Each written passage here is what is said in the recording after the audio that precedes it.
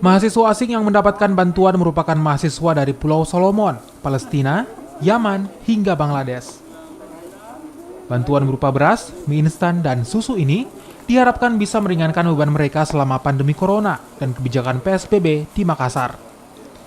Selain 9 mahasiswa asing, puluhan mahasiswa lainnya yang juga terdampak pandemi corona menerima bantuan.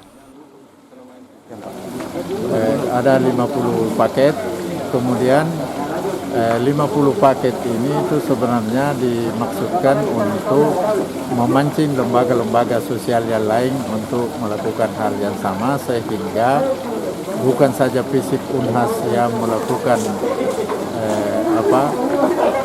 semacam pelampung sosial, yaitu orang masyarakat luas yang terdampak COVID-19 mendapat bantuan, sehingga keresahan dan kesulitan yang ada masyarakat dapat